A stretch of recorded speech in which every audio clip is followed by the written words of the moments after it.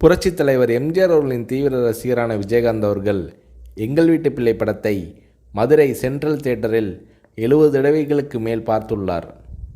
ஒவ்வொரு ஆண்டும் தனது பிறந்தநாள் அன்று எம்ஜிஆர் அவர்களின் இல்லத்தில் உள்ள காது கேளாதோர் பள்ளிகளுக்கு சென்று ரூபாய் 10 லட்சம் நிதியுதவி செய்து வந்தார் விஜயகாந்த்.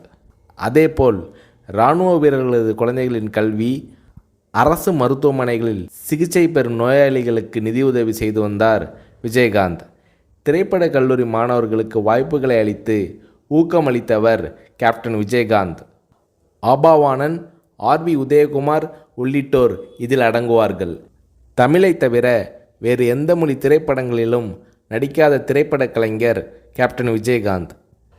படப்பிடிப்பில் தன்னிடம் உதவி கேட்டு வருவோரிடம் சீட்டு ஆடி தோற்பது போல நடித்து அவர்களே காசை சம்பாதித்தது போல் செய்வாராம் கேப்டன் விஜயகாந்த்.